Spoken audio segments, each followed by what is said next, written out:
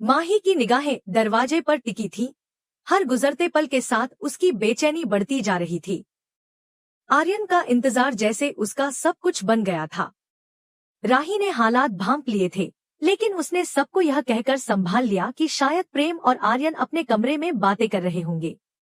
राही बोली कि आप लोग पहले नाश्ता कर लीजिए, हम चारों बाद में कर लेंगे। लेकिन माही का मन तो किसी चीज में नहीं लग रहा था। उसकी निगाहें और दिल सिर्फ आर्यन को ढूंढ रहे थे। उधर प्रेम आर्यन को सख्ती से उठाने की कोशिश करता है, उसे झकझोरता है, आवाज लगाता है, लेकिन आर्यन की गर्दन एकदम बेजान होकर लुढ़क जाती है। यह देख प्रेम चौंक जाता है और गहरी चिंता में डूब जाता है। कोठारी हाउस में हल्के फुल्के मजाक का माहौल है। राही सबको समझाने की कोशिश करती है कि आर्यन शायद माही के साथ बैठकर नाश्ता करना चाहता हो, इसलिए नहीं आया। तभी प्रेम आर्यन को गोद में लेकर बाहर आता है। उसकी हालत देखकर सबके होश उड़ जाते हैं। सभी दौड़कर प्रेम और आर्यन के पास आते हैं और घबराकर पूछते हैं कि आर्यन को क्या हुआ। प्रेम लड़खड़ाते शब्दों में कहता है कि आर्यन की नब्ज नहीं चल रही है। पराग, अनिल और बाकी लोग इसे पहले मजाक समझते हैं। उन्हें लगता है कि शायद आर्यन और प्रेम कोई प्रैंक कर रहे हैं। लेकिन जब प्रेम गिड़गिड़ाता है, रोते हुए कहता है कि वह झूठ नहीं बोल रहा, आर्यन वाकई में बेहोश है, तब सबकी समझ में आता है कि मामला गंभीर है। पराग तुरंत उसे हॉस्पिटल ले जाने का आदेश देता है और सब मिलकर आर्यन को लेकर निकल जाते हैं। माही इस घटना से हिल जाती है। दूसरी ओर अनुपमा और राघव ऑटो में सफर कर रहे होते हैं। अनुपमा का मन बेचैन है। वह बार बार आर्यन को फोन करने की सोचती है, लेकिन राघव उसे शांत रहने की सलाह देता है। हॉस्पिटल में डॉक्टर आर्यन को इलेक्ट्रिक शॉक दे रहे होते हैं। पराग और प्रेम की आंखों में डर साफ दिखाई देता है। इधर कोठारी हाउस में सभी लोगों के चेहरे की हवाइयां उड़ चुकी हैं।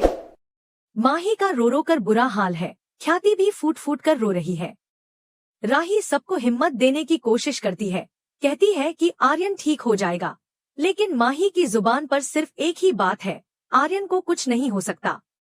अनुपमा सोचती है कि आर्यन को बता दे कि वह रास्ते में है, लेकिन फिर खुद को रोक लेती है। इस बीच पराग डॉक्टर से पूछता है कि आर्यन की हालत कैसी है। डॉक्टर का जवाब सुनकर सबके पैरों तले जमीन खिसक जाती है। आर्यन की मौत हो चुकी है। उसे हार्ट अटैक आया था, जो ड्रग्स की ओवरडोज से हुआ। यह सुनते ही प्रेम, पराग और अनिल चौंक जाते हैं। डॉक्टर बताता है कि जब आर्यन को हॉस्पिटल लाया गया, तब तक वह दम तोड़ चुका था। प्रेम की आंखों में डिसबिलीफ साफ दिखाई देता है। अनुपमा जब कोठारी हाउस पहुंचती है, तो वहां का माहौल देखकर स्तब्ध रह जाती है। हर चेहरा गमगीन है, हर आंख नम। माही दौड़कर अनुपमा से लिपट जाती है। राही पूरी घटना की जानकारी देती है। अनुपमा जैसे पत्थर बन जाती है, उसकी जुबान बंद हो जाती है। तभी प्रेम और पराग वापस लौटते हैं। सबकी निगाहें उन पर टिकी होती हैं, उम्मीद की एक आखिरी किरण लिए। माही सबसे पहले पूछती है, आर्यन कहाँ है? मोटीबा भी चिंता में डूबी हुई पूछती है, आर्यन ठीक तो है? लेकिन दोनों पुरुष खामोश खड़े रहते हैं। माही बार बार पूछती है, लेकिन कोई जवाब नहीं मिलता। आखिरकार प्रेम टूटे हुए लहजे में कहता है, ड्रग्स की ओवरडोज से आर्यन की मौत हो गई है। वह अब इस दुनिया में नहीं रहा। माही के होश उड़ जाते हैं। अनुपमा भी जैसे एकदम से सन्न रह जाती है। यह खबर सुनकर पूरा परिवार जैसे बिखर जाता है। अनुपमा को पिछली रात की घटना याद आती है।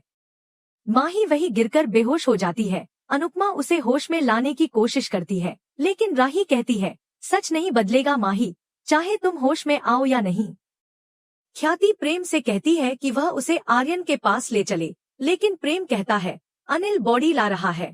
पराग बुरी तरह से टूट जाता है और कहता है, वो बॉडी नहीं, मेरा बेटा है। यह सुनकर हर किसी की आंखों से आंसुओं की धार बहने लगती है। उधर शाह परिवार माही और आर्यन के रिसेप्शन की तैयारियों में जुटा हुआ है। लीला कहती है, मुझे माही को दुल्हन के रूप में देखना है। सभी तैयार होकर घर से निकलते हैं। किसी को भनक नहीं होती कि उनके सपनों की दुनिया चकनाचूर हो चुकी है। इसी बीच माही को होश आता है और वह सबसे पहले आर्यन का नाम लेती है, लेकिन दोबारा से बेहोश हो जाती है। उसकी चूड़ियां टूट जाती हैं।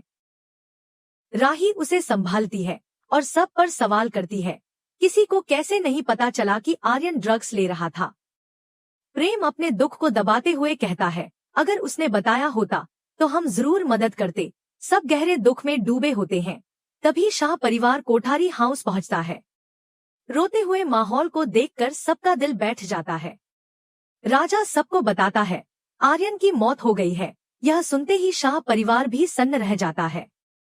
अनुपमा कुछ सोचते हुए कहती है, वह आज सबको बताने वाला था। प्रेम और पराग हैरान होकर पूछते हैं, क्या बताने वाला था? अनुपमा बताती है, आर्यन आज खुद सबको बताने वाला था कि वह ड्रग्स लेता है। सभी लोग स्तब्ध रह जाते हैं। अनुपमा बताती है कि उसने खुद आर्यन को ड्रग्स लेते हुए देखा था। मोटीबा, राही और प्रेम उसे सवालों से घेर लेते हैं। अनुपमा कहती है, उसने मुझसे वादा किया था कि वह सबको बताएगा। वह अपने परिवार से कुछ छुपाना नहीं चाहता था। अनुपमा की आंखों में आंसुओं का सैलाब था, लेकिन वह खुद को संभालने की कोशिश कर रही थी। उसने आर्यन को बस एक मौका देने की गलती की थी, क्योंकि उसने उससे एक दिन का समय मांगा था। वह सोच भी नहीं सकती थी कि वो एक दिन सब कुछ छीन ले जाएगा।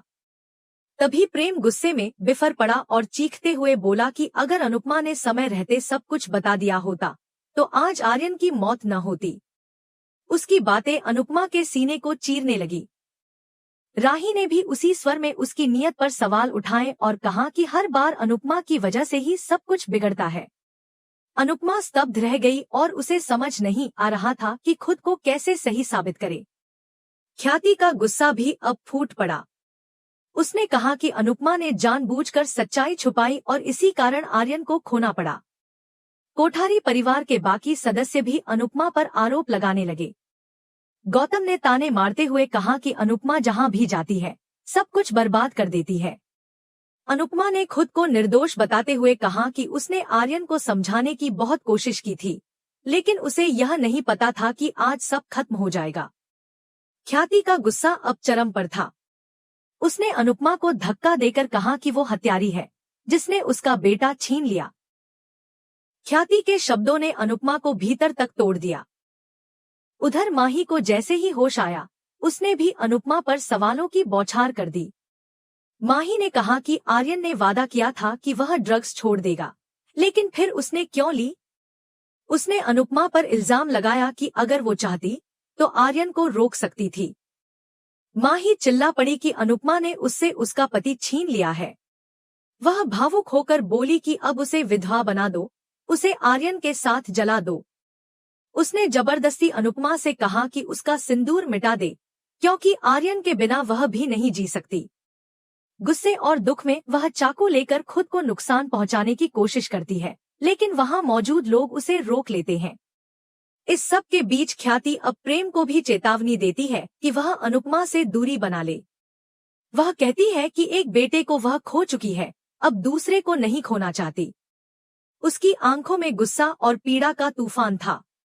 उसने प्रेम को साफ साफ कहा कि अगर उसने अनुपमा से रिश्ता रखा तो उसे उसकी लाश देखनी पड़ेगी। ये सुनकर अनुपमा कांप उठती है। ख्याति अब राही की तरफ मुड़ती है और कहती है कि उसे तय करना होगा कि वह कोठारी परिवार की बहू रहना चाहती है या अनुपमा की बेटी। उसकी इस कठोर मांग के बाद वह अनुपमा को गुस्से में घर से जाने को कहती है।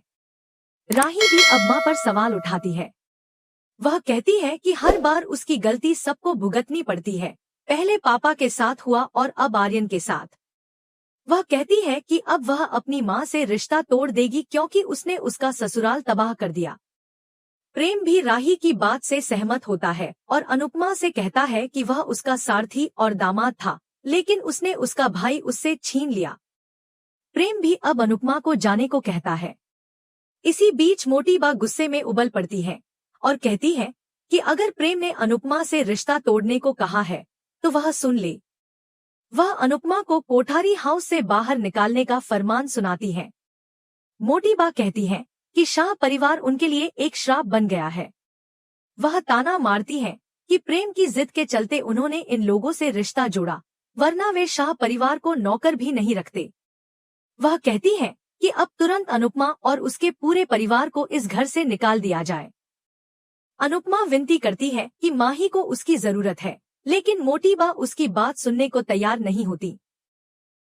वह अनुपमा को पकड़कर खींचने लगती है ताकि उसे घर से बाहर निकाल सके। अनुपमा गिड़गिड़ाती है कि उसकी बेटी को उसकी जरूरत है, लेकिन कोठारी परिवार का कोई भी सदस्य उस पर दया नहीं करता। गौतम आगे आता है और शाह परिवार के बाकी सदस्यों को भी बाहर निकालने लगता है। अंततः मोटी बा और गौतम सबको बेरहमी से घर से बाहर निकाल देते हैं और दरवाजा बंद कर लेते हैं। दरवाजे के बाहर अनुपमा जोर जोर से रोती है और कहती है कि उसकी बेटी को उसकी जरूरत है, लेकिन दरवाजे के उस पार अब उसके लिए कोई नहीं बचा। वह पूरी तरह से टूट चुकी थी। उसकी आंखों में आंसू नहीं, बस सन्नाटा था। वहीं पर एपिसोड का अंत होता है। अगले एपिसोड में दिखाया जाएगा कि शाह परिवार भी अब अनुपमा से सारे रिश्ते तोड़ देता है। अनुपमा अकेली और बेसहारा होकर घर से निकल जाती है। चलते चलते वह शहर की गलियों में भटकती है और एक सुनसान रास्ते पर पहुंचती है जहां कुछ शराबी लड़के उसे घेर लेते हैं। वह उसे परेशान करने लगते हैं और कहते हैं कि अगर उसे आर्यन का सच जानना है तो पहले उनके सामने डांस करे। हालत से मजबूर होकर अनुपमा डांस करना शुरू कर देती है, सिर्फ इस उम्मीद में कि शायद उन्हें आर्यन के बारे में कुछ पता हो। आज का एपिसोड बेहद भावनात्मक था और अनुपमा के जीवन में आए इस तूफान ने सभी दर्शकों को झकझोर कर रख दिया। यदि आपको भी यह एपिसोड भावुक कर गया हो तो कमेंट करके हमें जरूर बताएं। साथ ही ऐसे ही डेली अपडेट्स पाने के लिए इस वीडियो को लाइक करें और हमारे चैनल को सब्सक्राइब करना न भूलें।